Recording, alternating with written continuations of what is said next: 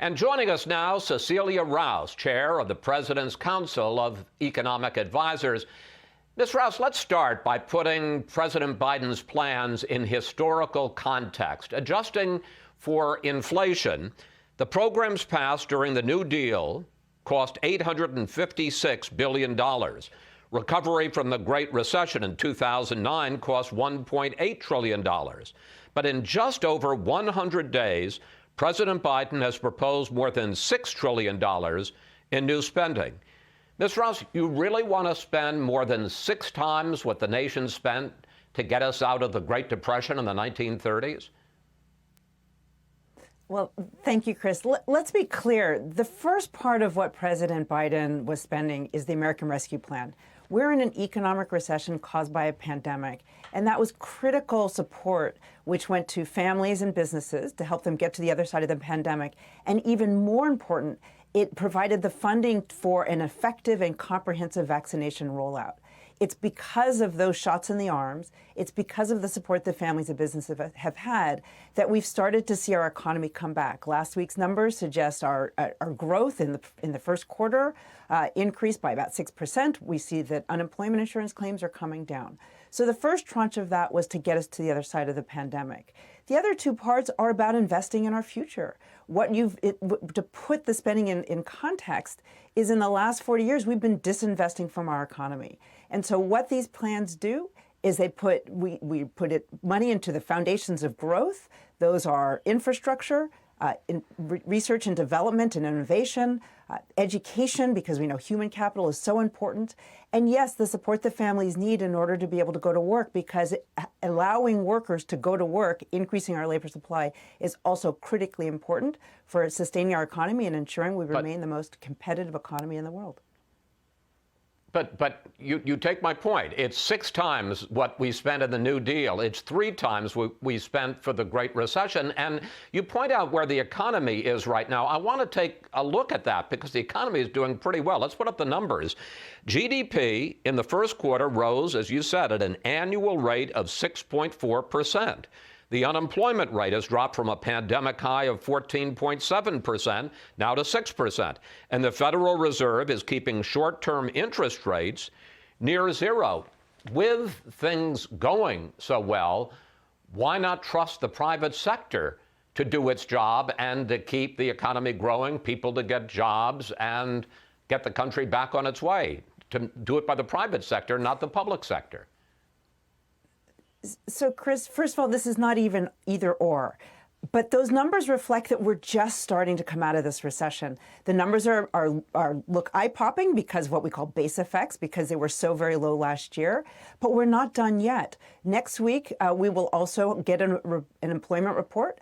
I expect to see robust job gains, but I also expect we're going to remind ourselves that we're still 7 or 8 million jobs down from where we were this time last year.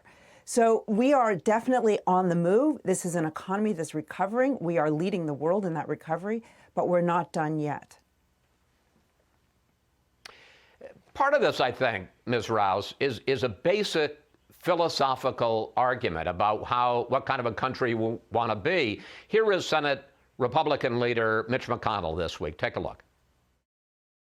Behind President Biden's familiar face, it's like the most radical Washington Democrats have been handed the keys, and they're trying to speed as far left as they can possibly go before American voters ask for the car back. President Biden is saying that he wants government to pay for child care. He wants government to pay for preschool, and not just for the poor, but for the middle class. And it'll be government that picks winners and losers. Is that the kind of country we want to have, Ms. Rouse?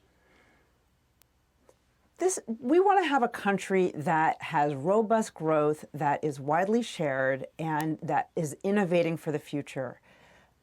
What we're proposing here are for government to step in places where we know the private sector doesn't do so well. For example, I think we're the envy of the world in the speed with which the vaccinations, specifically those by Pfizer and Moderna, were developed and rolled out in the past year. That was breathtaking. It's the reason why we're on path to get out of this pandemic-induced recession. The basic research that it was the backbone of those vaccine developments was funded by the government. We know that when it comes to risky investments, the private sector will not make them.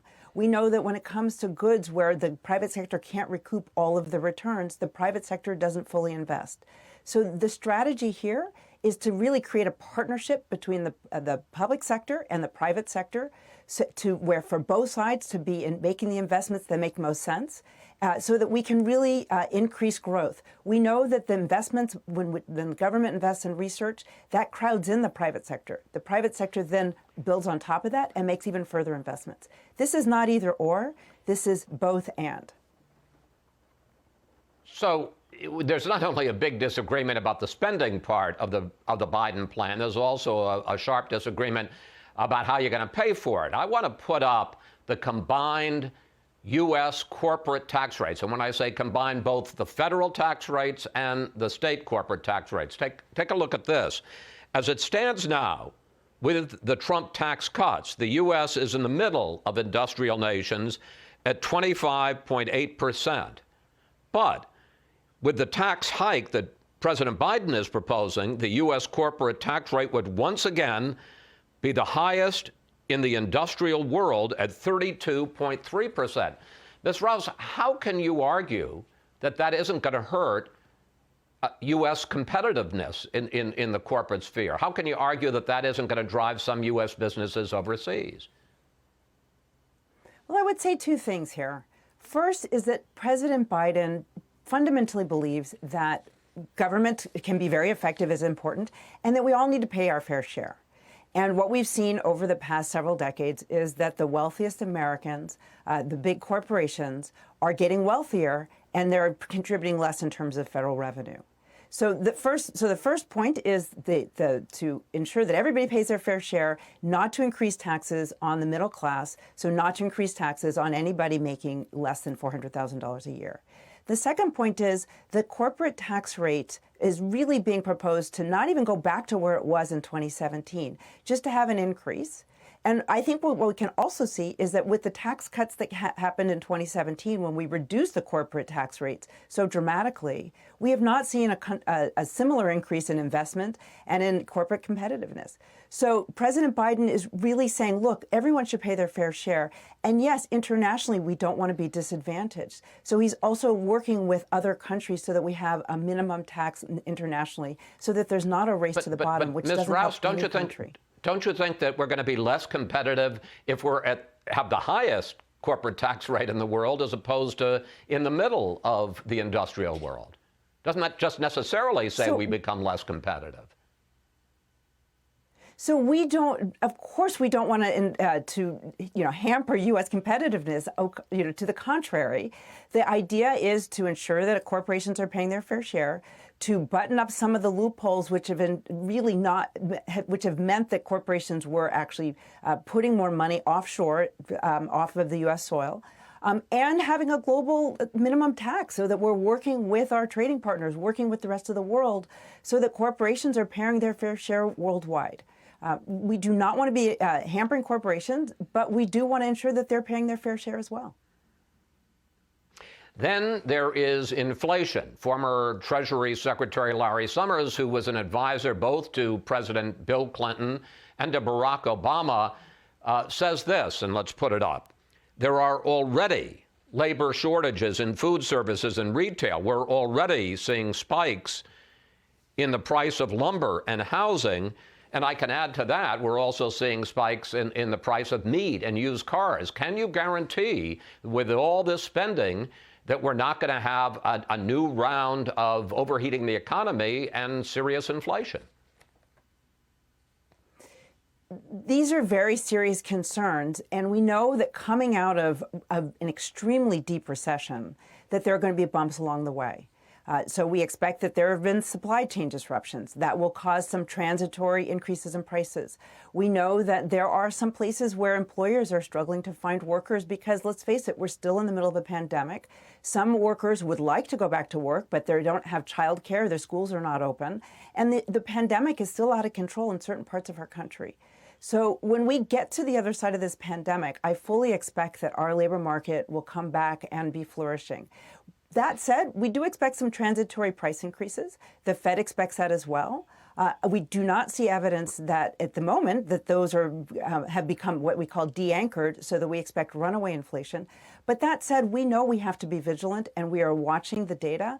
But for the time being, we expect at most transitory inflation that is what we expect coming out of a big recession.